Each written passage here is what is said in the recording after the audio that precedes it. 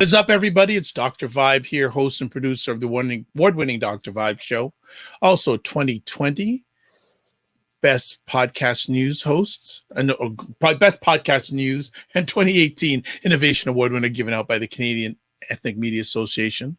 Also, once a month, I host the only live broadcast on air, on the digital air, that is for fathers and dads, which is sponsored by Dove Men Care, also co-sponsored by Dad Central Canada's National Fatherhood Organization. But the reason why I'm here tonight is food. Food of the diaspora. Food. But even more so, the Global Food and Drink Initiative. If you haven't heard about it, where have you been? You need to know about this. So this is why you're here tonight. This is why you're going to watch the replay. This is why you're going to listen to the replay, because you're going to be better, stealing from my good friend, Dr. Tachi. You're going to be more after you listen to this conversation tonight. And as always, we have a series of conversations behind the business, the good, the bad, and the ugly. And we are so happy to have my mentor when it comes to food, my mentor when it comes to passion of food, wine, and travel in the diaspora, Sheree. How we doing, Sheree Williams? I'm doing well, Dr. Vibe. How are you? Good in your presence. Good in your presence. It's been a few weeks since we've been on live, and I'm sure there's some things we need to catch up on, because there's been a lot going on. And Sheree always is always forward thinking, always brings things to my attention about things like Top Chef and all the representation of color coming up on Top Chef. I'm beginning to see the ads now in Canada. Oh, cool. So it's the US? Yeah, well, it's premiering.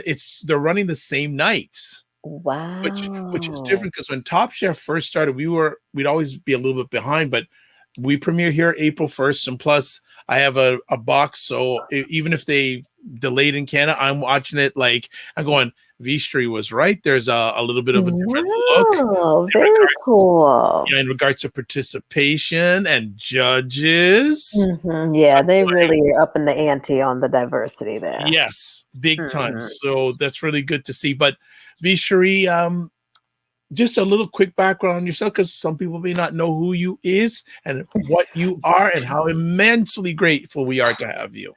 Sounds good. So let's see. I've been publishing Cuisine Noir for 12 years this year. Wow. Focusing on food, drink, and travel, like you said, of the African diaspora, and really just starting those conversations, years ago, around where our narratives of where we are with food, our contributions, our successes. And so have really enjoyed that journey. And that's how you and I met. And then last year, launched the nonprofit Global Food and Drink Initiative to really bring all of those efforts around education and spotlights, and just really doing all of the work that we really want to do in this space, and just taking that to the next level. So here we are. Absolutely. And we are taking it to the next level with your guidance and direction, and most importantly, your passion. Thank you. It's been a long journey. Journey. Well, you know what? It's been a long journey, but we will see the fruits of our labor. Yes. Someone was reading a story today that someone wrote, and just really is not focused so much on the destination, but the journey. Yeah. So let's catch up. And hey, we've got a number of people watching live right now, and thank you so much. And if you have any comments or questions, please put them in your chat room of whatever platform you're watching on, because we have the ability not only to answer them verbally, but we can also respond to. I'll be watching the chat rooms and responding to them via chat. So Sheree, what are some things that have been going on over the last 4 to 6 weeks? Yeah, so we've been really just trying to make the announcement to really focus on what we're doing in the expansion. Everyone knows us from Cuisine Noir, but now we're starting to get the nonprofit, the Global Food and Drink Initiative. So focused on that. We've actually started launching programming, which I'm very excited about. One of the reasons why we're here tonight. And so with that, launching our book series, which we'll go in a little bit more into. And then another event that we're doing will focus on April 6th, and you can see that on our website under the events page, is our event with Nelson, a German of Alamar here around Dominican cuisine. So very excited about that. So we'll really start to roll out programming that's geared toward community, that's geared toward letting chefs and other entrepreneurs show off their talents. And I'm very excited about that. So Yeah, and like it's so interesting. There's a lot happening, and I keep abreast as much as I can, especially about the world of outdoor events, because obviously, this is the 1 year anniversary of the pandemic being officially announced in North America, mhm. and I'm very intentional with a lot of stuff I do. So I've been going into spaces of event planners, Okay. and all I'm hearing from event planners is outdoor events, because people have been cooped up so long. A lot of companies are gearing up for those outdoor events in the summer, and make sure that look for the companies that have gone through their pandemic training, all that kind of stuff. So Mhm. something tells me that this spring and summer, and I know some of the states in your country are opening up. Yes, Well, that's a whole other conversation. exactly. But it seems that things are going to start going, how can I say, making a turn for spring Yes. and summer, and it'll be interesting to see what the festivals are going to be like for the outdoors during the summer. Well, they're really starting like South Beach Food and Wine was the last one that I went to in Miami last February before we came to the pandemic, and they've announced they're heading back to South Beach in May. What? And so, yeah, Wow. so they're definitely starting up again. And I was just reading something today that President Biden is looking to get back to some sense of normalcy, new normalcy, right? By July. And so, that was better first, before he took office, it was maybe December, the Yep. holidays. And so Hmm. now it's keep going up and up, which I'm sure everybody is excited about. But like they said, do not let down your guard. Hmm. And we still have to stay diligent. Do you have any recent magazine highlights you'd like to share with our audience? We've been, one of our favorite stories, there's so many favorite stories, but we featured Chef Orlando Satchel, who's in St. Lucia.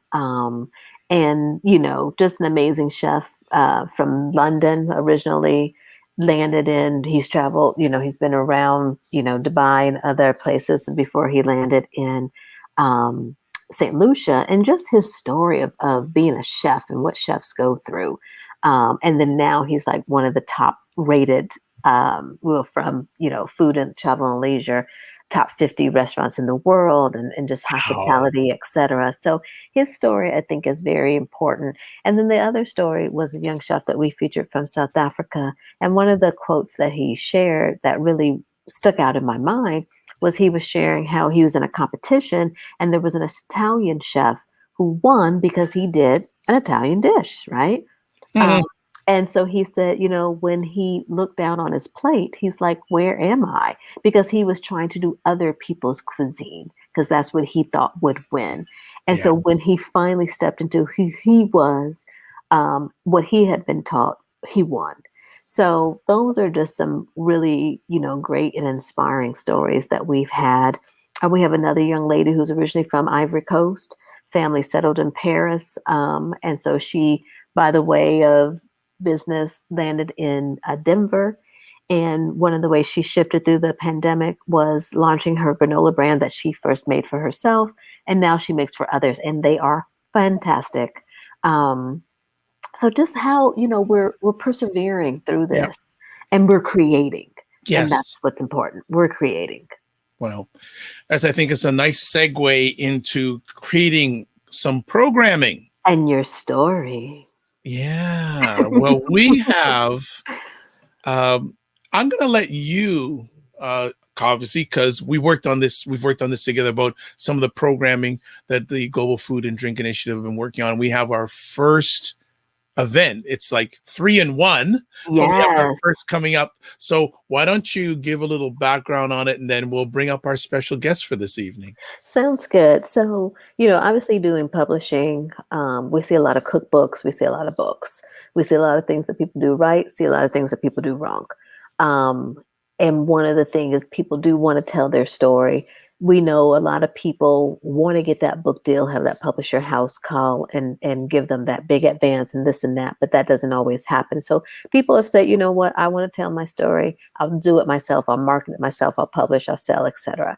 And so, as we've been hearing over the years, as we have been seeing over the years, I thought that this would be a great way to start our series off for 2021, the ABCs of publishing, and just walking people through some steps on and what that looks like to get your book published. And then from this 3-part series, we're going to branch off into food and food photography that you need for your cookbooks. If you're doing a cookbook, here's how to do a cookbook. We'll talk about travel. We'll talk about beverages. And then we're also going to talk about one on ghostwriting. So I'm very excited about that because for our writers out there who a lot of, chefs and things, especially the high profile chefs, they're not actually writing their books. They have someone that's doing it for them and making sure they capture their voice. So we're going to talk about how do you get into doing that. So yes, we're very excited. Mm-hmm. And who is the person we're going to have helping us with this? Talk to me about him. So Glenn Murray, I met Glenn, oh goodness, time goes by. It's probably been about 5 years or so. And we just, hit it off. Really a great man, great entrepreneur, great businessman, great entrepreneur, passionate about his businesses, really doing a lot of great things. We met because he has a company called Wine Crawl.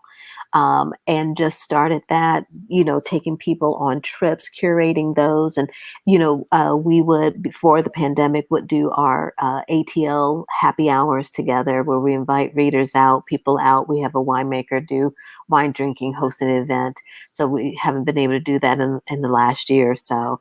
But over the years, just started to really look at what each other does, support each other.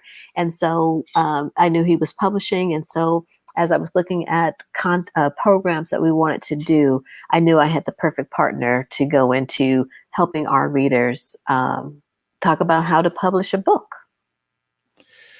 Well, let's welcome the man who is the perfect partner, Mr. Glenn Murray. How are you? Thank you. That was such a nice introduction. I had to look around to see who you were talking about for a minute.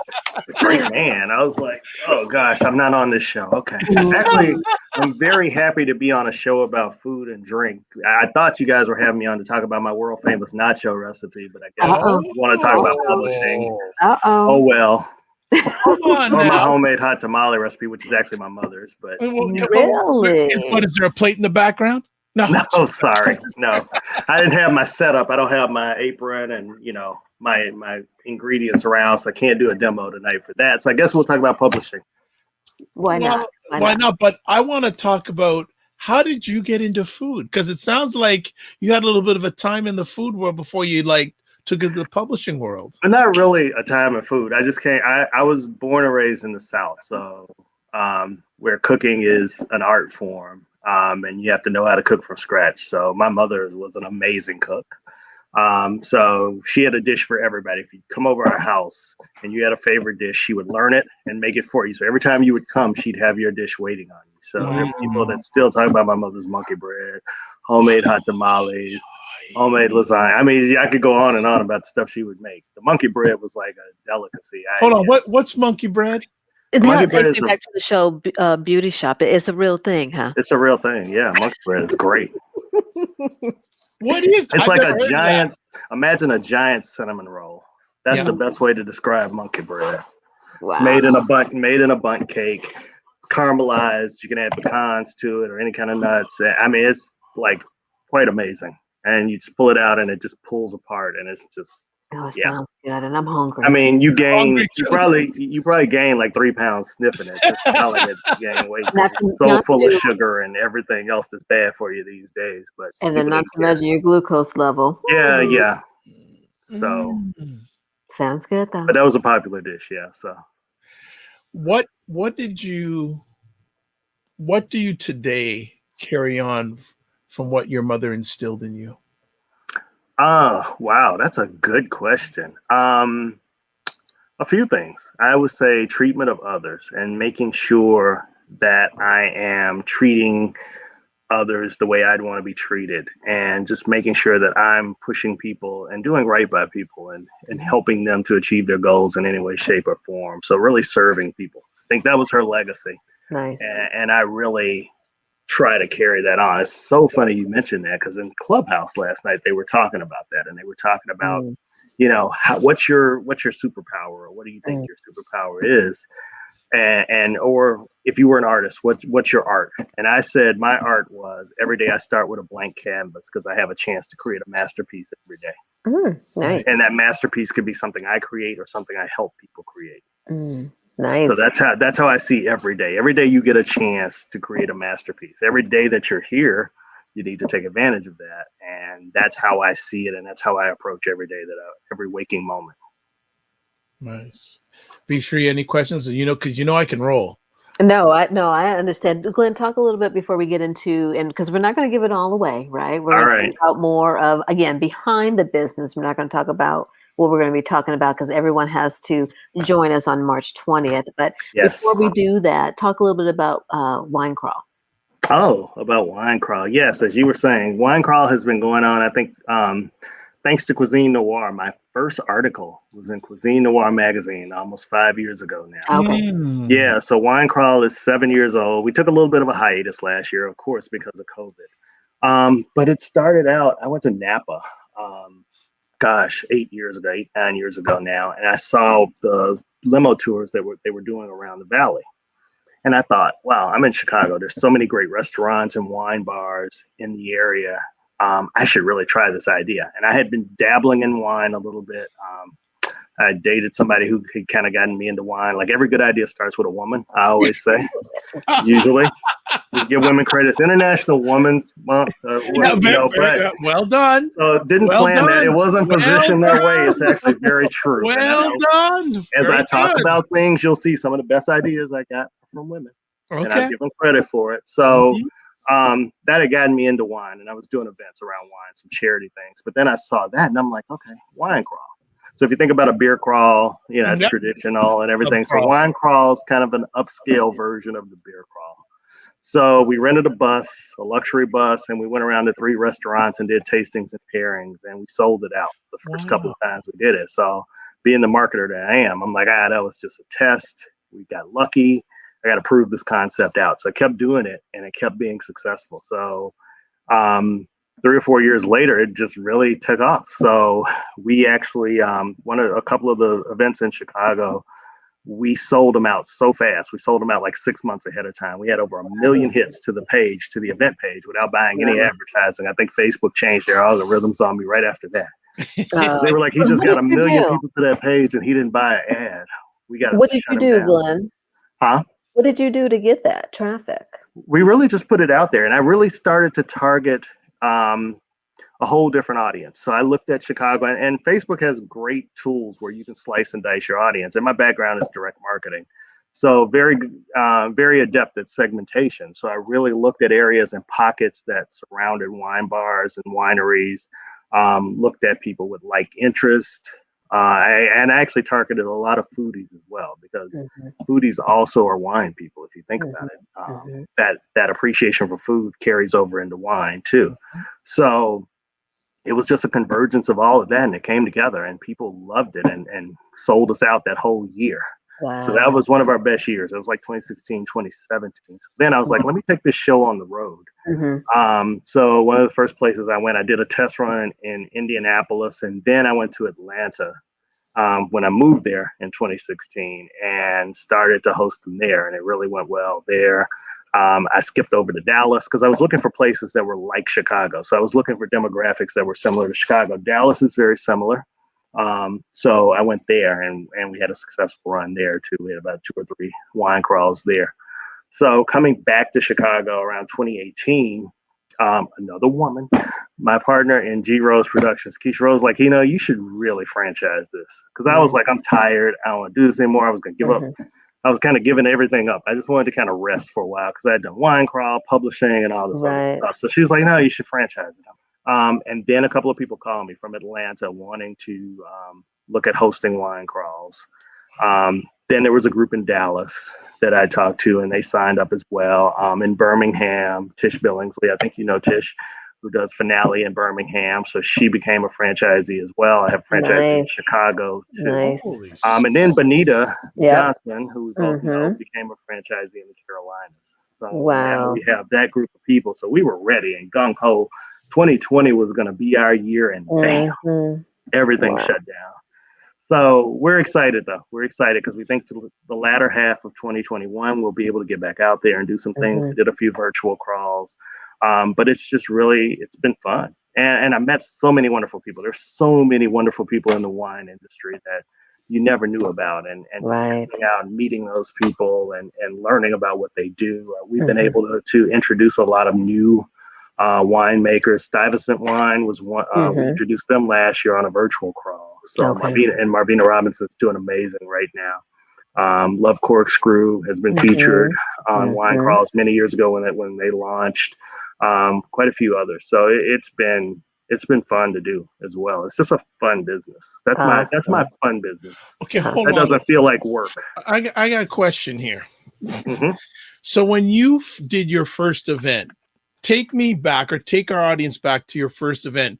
Were you confident that you obviously you had 1 million people like going at it? Well, that wasn't the first one. The 1 million people didn't come until about a year or two later, but we sold out the first event. So that was a pretty good sign there. Yes. I just, how was that first event? Like, you realize you're in rare air, no matter what industry, that your first event was popping. Yeah. It was so successful. We had like 42 seats on the bus, and I didn't calculate. Here I am, an event planner, or calling myself an event planner.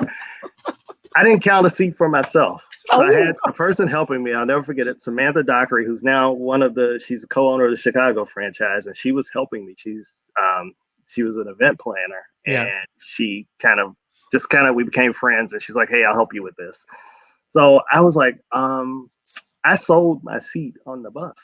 So I was trailing it in my car. So I didn't really get to enjoy it that much. That's a true story. I never told anybody that story. But yeah, I didn't even get to ride the bus. I literally had to go to each destination in my car, just catch up with people, then show up there and be like, hey, work the crowd. Wow. But it felt good. It did feel good because I didn't know what I was doing. I didn't know you don't know what you don't know. And events are so hit or miss sometimes. You can have the best laid plans and have everything look perfect and go through it in your mind, and it still fail.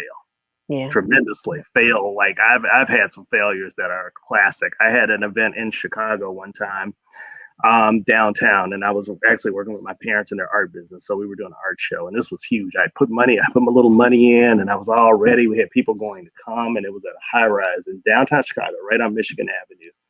Literally 30 minutes before the show started, there was a blackout in the loop for the first time in 30 years.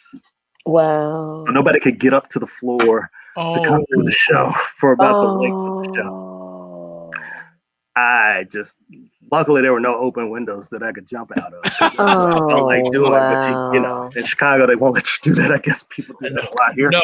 So the windows are bolted down, and that was probably good because that happened. And I'm like, I am never doing this again. Wow. Things like that. Yeah.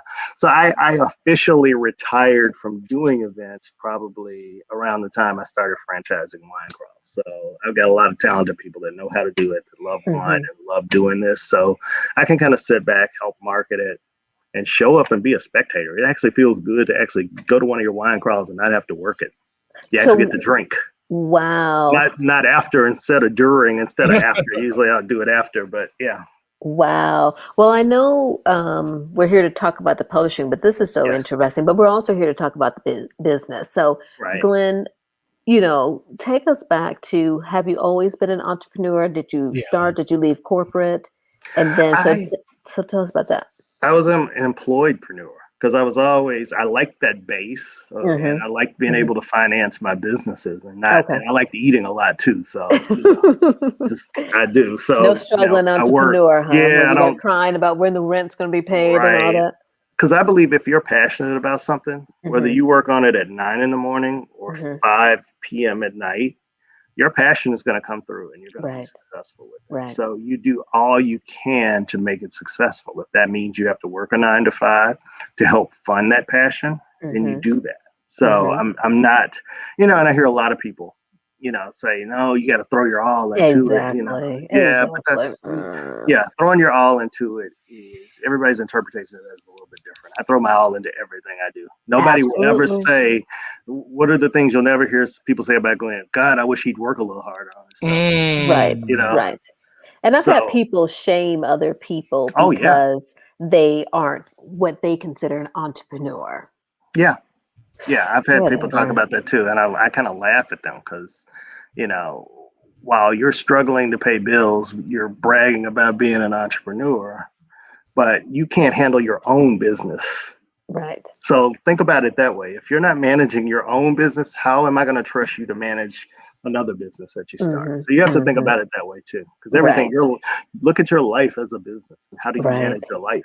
Right. How do you balance your time? How do you focus? Where do you focus? How do you make things work? So how did you make things work?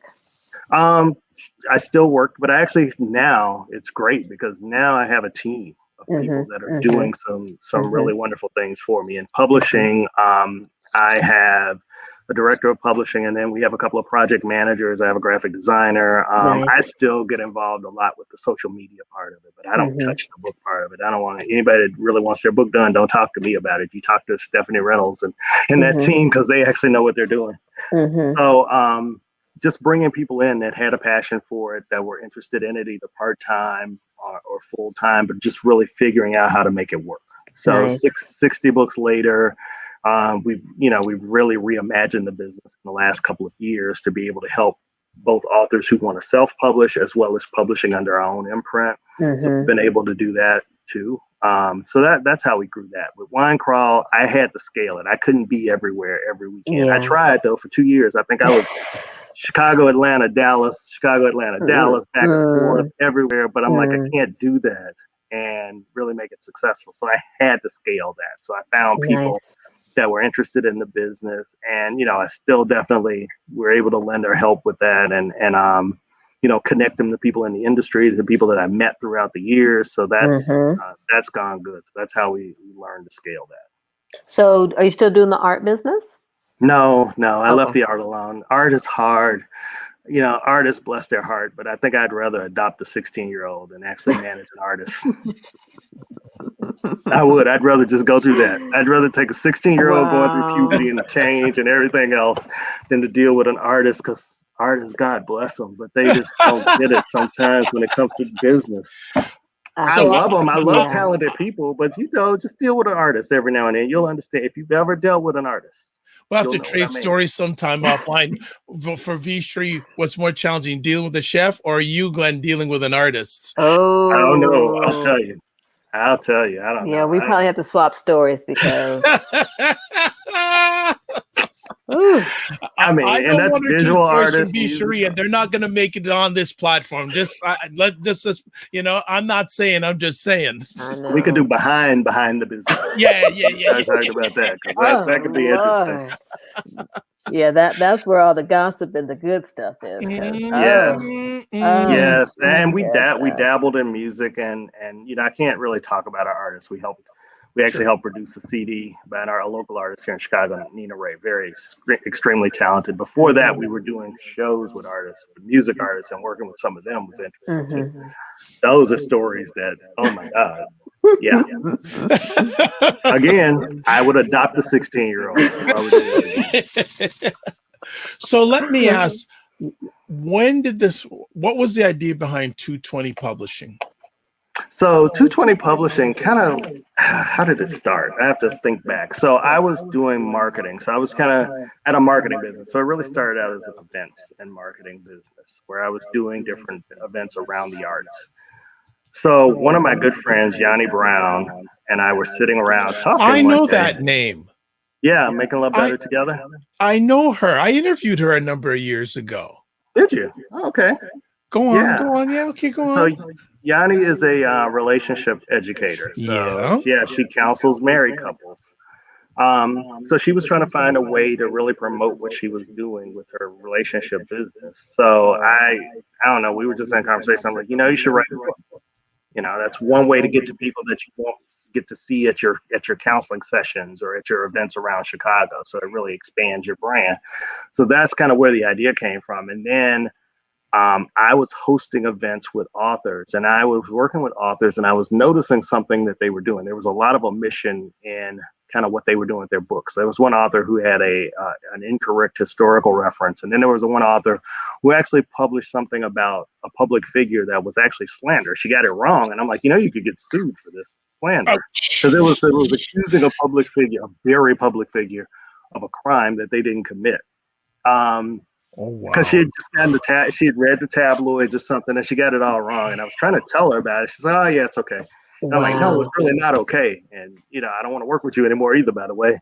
So I was like, I needed to own the whole process. I needed to make sure from soup to nuts that we were looking at it and really looking at it like an assembly line and really owning that process. So I went to Yanni and said, "Hey, I know we talked about writing your book. I would love to publish your first book. I don't know anything about publishing." She's like, "All right, we'll do it." So she agreed to do it. And that's where 220 Publishing started. So that was 11 years ago. Where's 220? Where? Yeah, what is 220? Oh, what is it? It's there's a story behind that too, but it's second to none. That's what we call it. So 220, second to none. I had a friend with a license plate that said 220 on it, and I asked her what it meant. She's like, "That's code for second to none." So I was like, I really like that. So when I named the business, she saw it. She's like, "Okay, that's fine. When you make it big, just buy me a house. That'll be price." Wow. So yeah, but that's where we got the 220. Okay. It just kind of stuck. Wonderful. What has been the most challenging? What's been the most challenging moment in the you're not going to give it to. I can already see by your smile. So I'm not going to ask that question. There are no challenging moments. I love everybody that ever published Dr. Vibe. What do you mean challenges? It's been every day has been roses and sunshine. I can't imagine. No thorns, just roses, right? Just roses. Well, when you grab the top of the rose and miss the bush, the thorn part, but no. Challenges. Challenges. Okay, well, you know what? Let me ask you a different question then. Maybe easier one.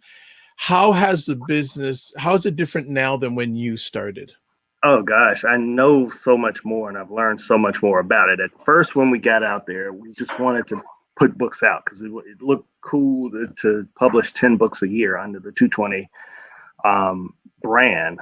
But then you have to really think about it from a business end of it and how profitable are these books and things like that. So now I can go down and tell you from book 1 through 40 where my most profitable book was and which books lost money. Wow. What surprised me were the books that I thought would be successful weren't as successful. Right. And the books that I didn't think have a chance actually were really good. And I'm like, oh, wow. Well, why'd you print them, Glenn, if you didn't think they had a chance? Well, I don't want to say. Now, Glenn, you see, I ain't going there. You and Vishu got 5 years on it. I ain't going there. I was thinking about it. Okay, so you can't call any speaking of children, you can't call any of your children ugly. So it wasn't that I didn't think they had a chance, but I didn't think that they would be as successful as other books based off style of writing, based off the theme, things like that. But a lot of the success really depends on the author and where they are and where their head is when they're publishing. And I've had a lot of authors come back to me and was like, I had a good friend of mine that I didn't publish. She wanted to publish a book and she was like, yeah, I was like, okay, we can publish it. What's your audience? Some of the same questions I ask. And as I got what I've learned, what's different now is I ask the right questions and I look at things from a different perspective now. Before it was cool to publish the book and have the books out and have that on my roster and have the 220 name on it. Now it's, what do the books mean? What's the purpose for the book? What's the audience for the book? And where do I think this book can go? What part of the brand for this author? How does this help? Is this a tool in the toolkit, or is this just them wanting to pat themselves on the back and say, hey, I wrote a book, look at me. I sold 5 copies, but look at me, I wrote a book. So I'm not interested in people that just want to say they wrote a book. I'm interested in people that actually want to do something with that book, either change lives, either make it part of a brand, part of a bigger brand, but to have some sort of direction, some focus, some vision about the book. And that's hard. And it's hard telling people. And you get some people who want to publish because they want to tell their story. But you have to ask, are you writing? And especially there's some stories that are very sensitive. So are you writing from a position of power, or are you writing from your pain? If you're writing from your pain, then you're writing for revenge. You're not writing for revelation. I always talk about that. Write for revelation, not for revenge. When you're telling your story, if it's a story of abuse, if it's a story of a hard life or of a traumatic incident, you need to write from a position of power, because that's where the story resonates with people, and that's where people will understand it better. And where it really will touch people. So I've learned to decipher. I'm gonna stop because you're dropping too many nuggets. We need people. We got people that we got to sell this. I'm sorry. We got to sell this. You're dropping knowledge on that. I don't want my executive director to get all over me with so she's mean. I know she's really mean. I heard. Yeah. So Sheree, give us some of the background behind this first event that GFDI is going to be doing. I'm going to actually, for those who are watching on the screen, I'm actually, during this part of the conversation, I'm going to have the actual event page up so you can see what it looks like. And I also will have the link on the screen for people to register. If you're not watching it live or not watching the replay, we'll give the information out verbally. So Sheree, back to you. Gotcha. So we've got the 3-part series. So we've got March 20th, April 24th, and May 22nd. So the first one that we're doing, which is next week, I can't believe not this Saturday, but the following Saturday, is around creating your story, which Glenn was sort of dropping some nuggets around. And so it's really going to be talking about what is that story and how to curate that story. And so that is what we're going to be talking about. And then some people don't know where to start, right? And just, and what that process looks like. Is it writing it down? Is it putting it in a video recorder? What does that look like? And so that's really what we're going to be talking about. Glenn, can you share a little bit more about who our guest is going to be? Yeah, I'm actually bringing along one of my authors. Justin Ryan is his pen name, but Justin's been working with me for a number of years, and we actually will be launching his book 4 days after the event. Wow. So this is perfect. So Justin not only is an author, but he also works with other authors on writing their story, helping them form their story. So he's an author, he's a screenwriter. We've co-written some screenplays together, along with myself and Keisha Rose. So just really talented young man. So he's actually, like I said, he's debuting his book in a few days after that. So I'm bringing him along to really talk about how to format your story and how to really structure it. So he's going to be doing more of the talking than I am, but he's going to, I think that's going to be really helpful for people, because a lot of people don't know where to start. Right. I get that a lot. Like people come to me, and I'm like, I'm the publisher, so I kind of need you to have a finished product, or at least a Word document done. I don't need you to come to me with a blank piece of paper and ask me, how do I start? Right. So having him on the team has really helped us to be able to service people wherever they are in the process. So I think that'll be very helpful on this first one. The second one we'll talk more about after your story is done, kind of how you present it to a publisher. What do we like to see? How do you put together that package to present to a publisher? And then the third one is, you wrote it, now go sell it. So that's the title of a book I wrote about marketing your books. So we'll talk about that and kind of what are some strategies you can do, both free and paid strategies. So we'll talk a little bit about that as well, because we know money is tight for some people. Right. And, there are a lot of free things you can do. There's a lot you can take advantage of. You just have to put in the work. Absolutely. And that's the one big difference too. You asked me about differences between then and now, is I can have those tough conversations with authors that we publish about putting in the work and doing the things they need to do, because I've seen books that are wildly successful because of the work the author put into it. People come to me and it's like, well, how many books are you going to help me sell? I'm like, none. They're like, what do you mean? I'm like, I'm the publisher. So I am putting your book out. I am not your publicist. There's a difference between publisher and publicist. So your publisher gives you the avenue. Your publisher builds the highway that gets your, helps your book get out there and puts the distribution channels in place. There is some marketing that they do, definitely, that we do and help promote it. But your success is going to depend on how much work you do as well. You've got to pour into that book just like you pour into anything else. It's a business, and you got to look at your book as a business. That's a whole nother webinar we could have. Your book is a business. Stop it, Glenn. So I'm not giving it away. I promise. I'm not. And I have I'm a question, Glenn. So let me ask. You've been at this a while. Are you seeing an increase of more authors or potential authors knocking at your door? Yes, for a lot of reasons. I think COVID kind of brought people to the realization that they needed to do something with that story they've been wanting to tell. And I think that pushed some people. And you know, tragedy pushes us to a different plane sometimes. And I think that's happened to some people. They've lost people, or they've lost time, or they see that tomorrow's not promised. So whatever you want to do creatively, you need to do it. So I think that has pushed some people. So I've seen that. Clubhouse has helped us a lot. Honestly. Yeah, honestly, I've gone on Clubhouse. I've moderated some panels, some rooms. I mean, and I've seen people come to me with just, you know, and I get those people that are like, I just don't know where to start. So, you know, Justin, I know, is ghostwriting for a few people now and counseling a few people and consulting on that as well. And we get people who are maybe through the process where they have the book done, but they don't know how to get it out. So we help them with distribution. We distribute internationally. So, you know, helping people there. So I've seen a lot from that. And then just word of mouth, which is good. That means we've done good work. And people are recommending us. So I'm very proud of that. I'm proud of the team that works on this. Stephanie Reynolds, Janie Lee's our designer. We have 2 project managers, Marcia McCall, who you know Marcia, and and Tiana Williams, who work on the projects for us. So they've just done a great job. You know, we're excited.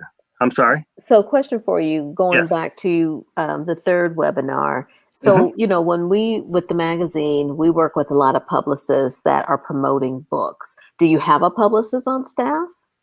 We don't. We actually are farming that service out through our marketing division, which is kind of a third business I started during COVID.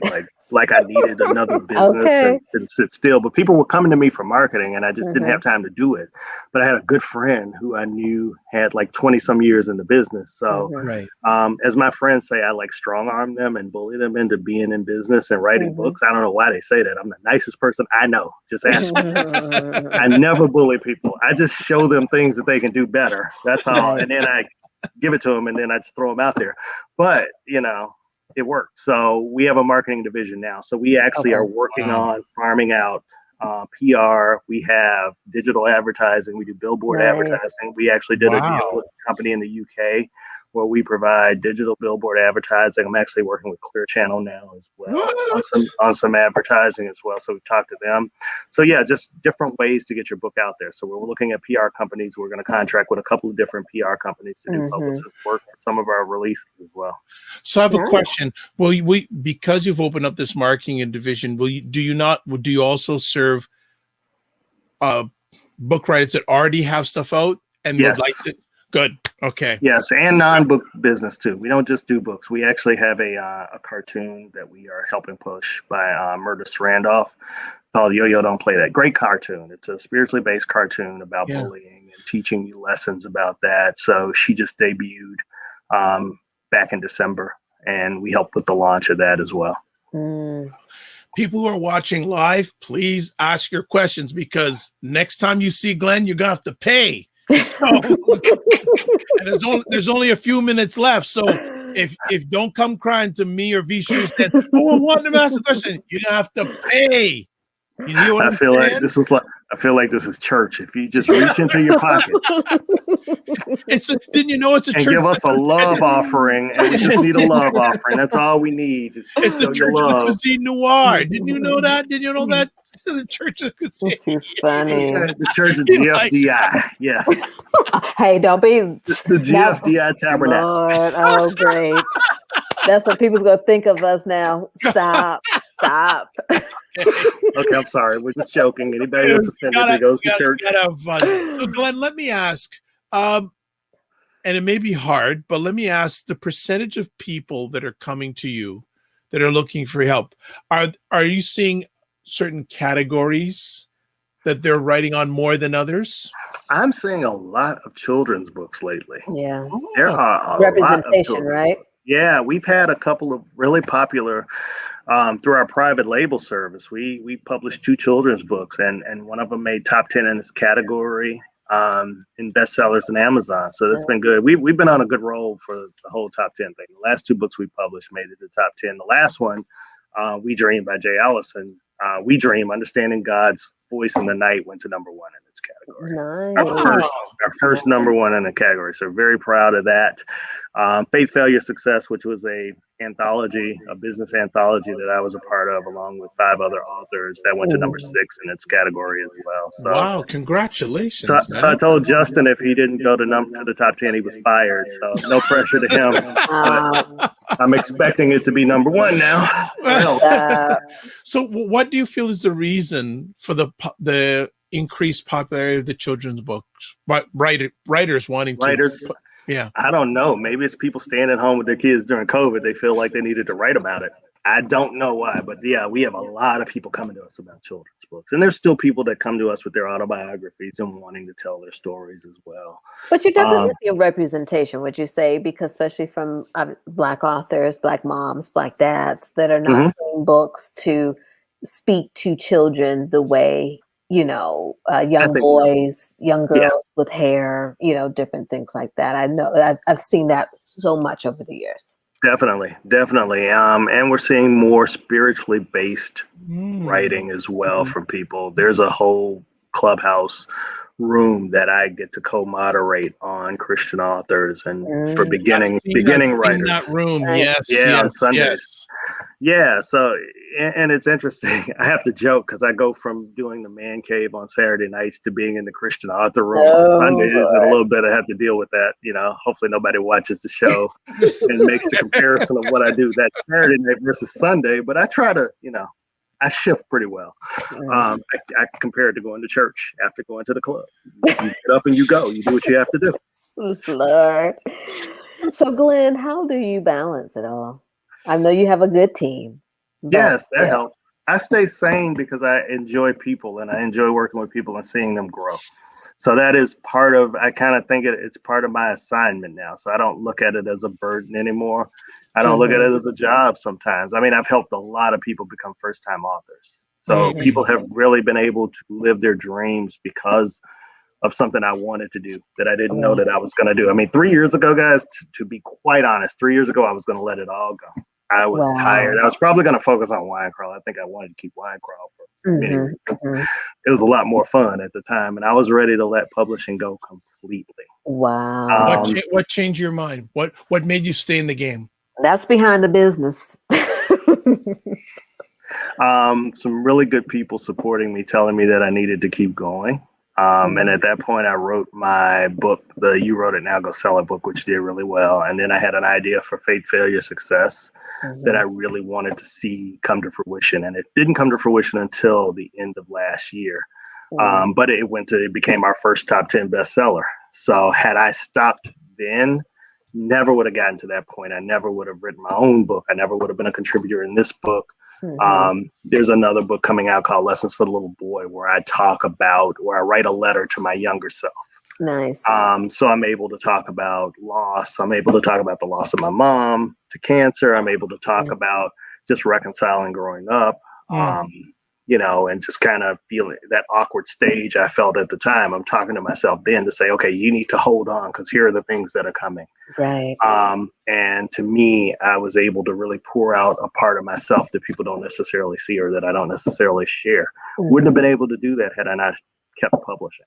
Wow. So now I see it. You don't see it back then that this is what's going to happen. And since then, we've been able to publish so many books by people who, like I said, first-time authors who've been able to tell their story, who've been able to share their story with the world. So it feels good to do that. Would I have liked to have had all bestsellers? Absolutely. Right. But if one person bought it and it changes their life, it's worth it.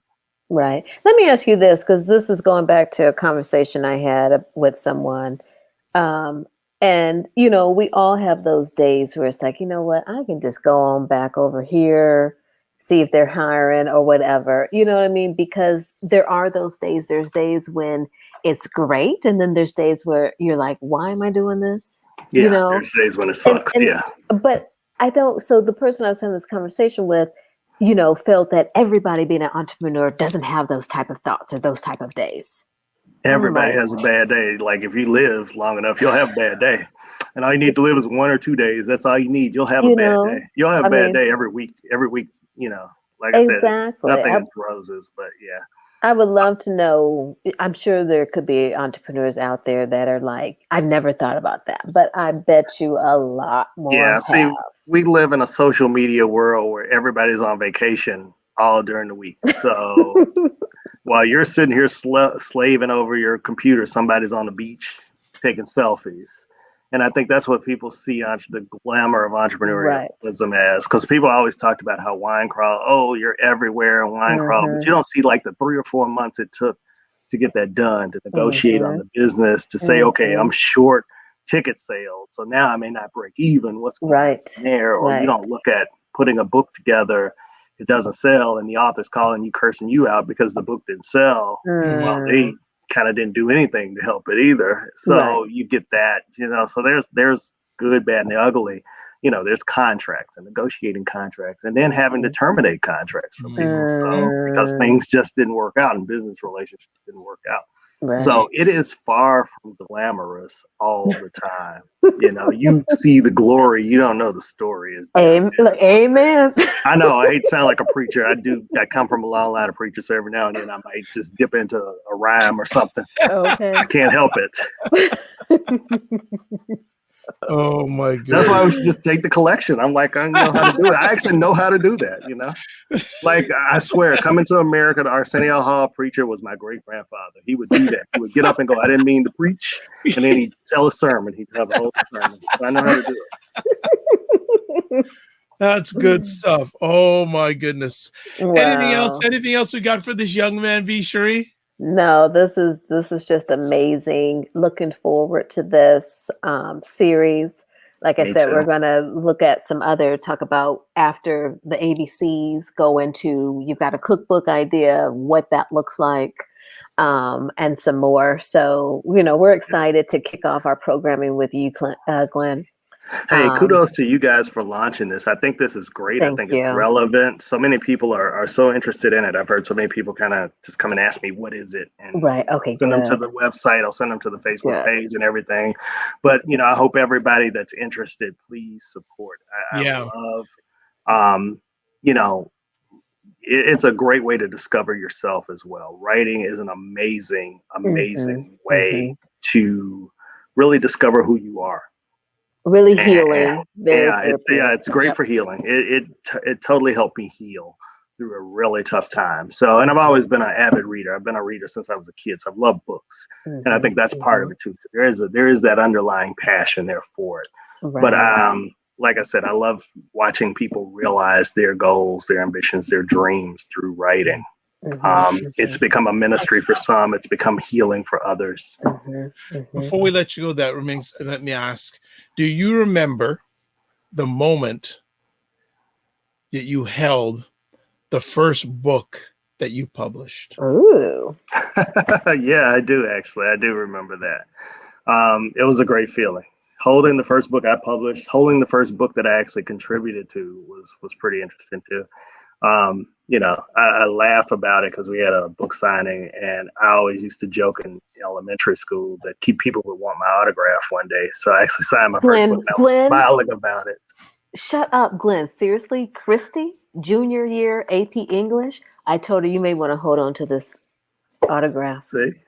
Yeah, I remember that's what people back in like 3rd or 4th grade. I'd sign a piece of paper and hand it to the girl, like, here's my autograph. Okay, sure did. She threw it at me. She probably would still throw it at me now, knowing her. But still, it's my autograph now. Somebody wants it, damn it. Oh my God. Well, folks, it's Glenn Murray. If you're watching this live on the replay, we're putting up all his contact information on the screen.